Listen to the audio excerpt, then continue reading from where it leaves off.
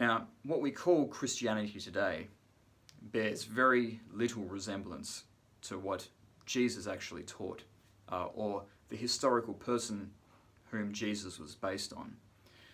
There was a lot of diversity and variety in early Christian teachings, and there were a lot of esoteric forms of Christianity, most notably Gnosticism, forms of Gnosticism and related forms of Christian mysticism, which were very popular until they were crushed by the Roman Empire that had converted to Nicene Christianity.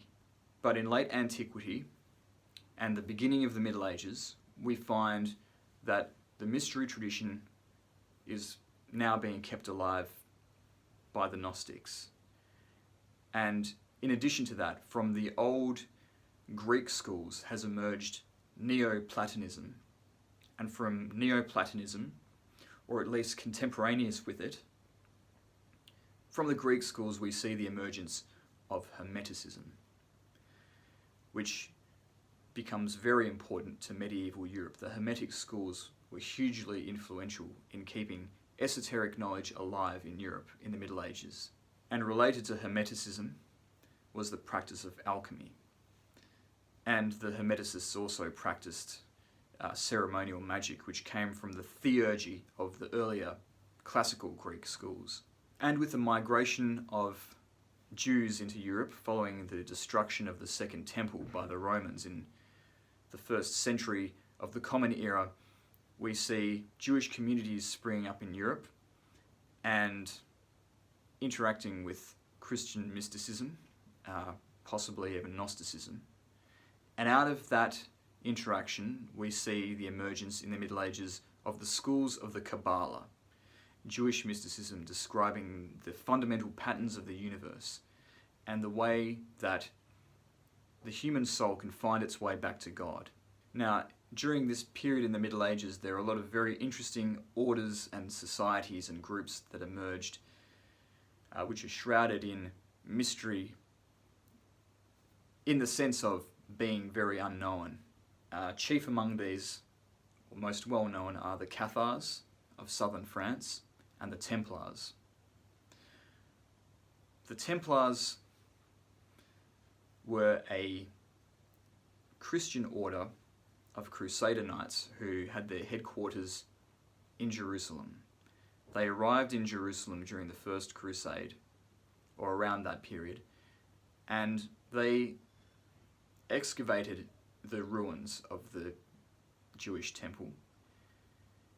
And many believe that they found some hidden knowledge there, and that they, when they were in the Near East, came into contact with other groups, perhaps the Sufis, perhaps Gnostic groups, which transmitted esoteric knowledge to them, which, if they didn't incorporate into their own degree system and their own teachings, they most certainly had knowledge of. And the Cathars have a very mysterious origin as well, but they seem to be an offshoot of an earlier form of Gnosticism that survived into the early Middle Ages.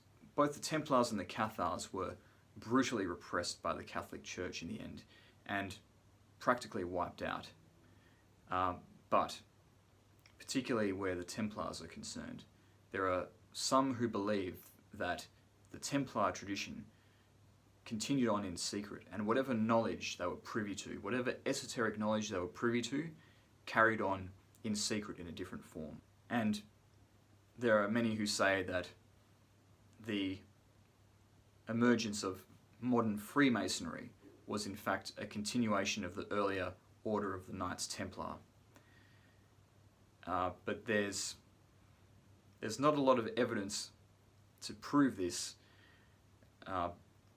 but one thing is certain, and that is that the Templars understood sacred geometry. They understood how to articulate a spiritual message through symbols hidden in architecture, and they employed Masonic guilds in order to undertake that building work according to very specific patterns and symbols. And the Templars were fascinated with the Temple of Solomon and the Jewish temple in Jerusalem And likewise, the modern Masons have a whole degree system, a whole system of initiation centered around the Jewish temple, originally built by Solomon and then rebuilt later. And they emerged from the Masonic guilds in Europe. Now, the other major stream that emerged towards the end of the Middle Ages, the beginning of the modern period, was Rosicrucianism. Now, this was a phenomenon which occurred in Germany and then elsewhere in Europe, where rumours began to spread of a secret order of initiates with hidden knowledge who were making themselves known very gradually throughout Europe, and who had the objective of advancing spiritual enlightenment by spreading certain hidden knowledge. And there were a number of Rosicrucian manifestos that emerged in places like Germany that alleged the existence of these orders, which may or may not have actually existed before the manifestos inspired imitations of the previous orders, which may or may not have really existed. But it's clear, if you look at the teachings of the Rosicrucian orders, that they were drawing heavily on previous knowledge that was contained in Hermeticism, in Kabbalah, and even Gnosticism. And they had to have got that knowledge from somewhere. So in some sense, you could say that they were a continuation of the earlier mystery schools that I've discussed.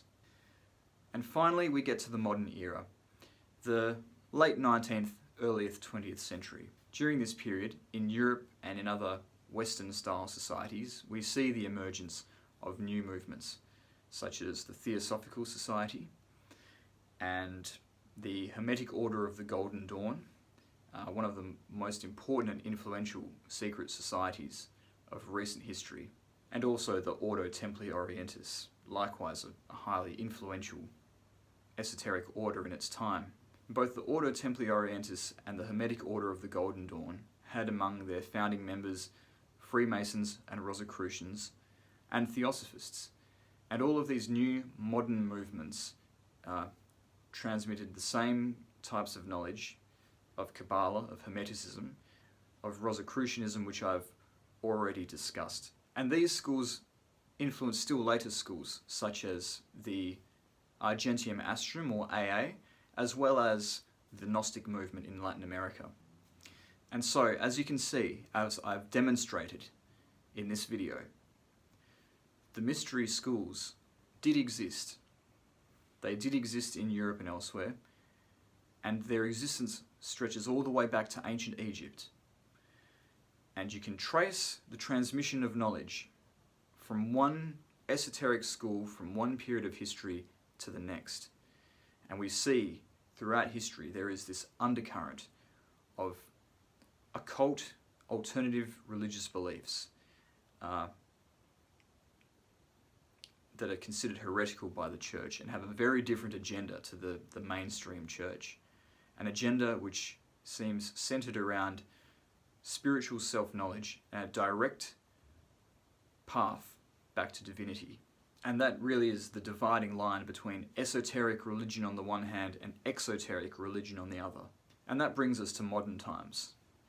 So we don't live in a world anymore where you can be burnt at the stake for believing in something other than Catholic doctrine. That simply isn't the case anymore. And so the transmission of this esoteric knowledge has become much more mainstream and much more public. So that today you can go onto YouTube and you can find a channel where this knowledge is being transmitted openly and publicly. And that knowledge has come to characterize a wide-ranging belief which is called the Western esoteric tradition. And this knowledge has permeated the culture so much that even music videos have esoteric symbols in them. And you have shows like The Chilling Tales of Sabrina, which quite openly display aspects of what some of these schools were teaching. And the more modern variants continue to teach to this day. So that is the historical reality behind this idea of the mystery tradition of hidden religion, and what they teach and what they're trying to achieve.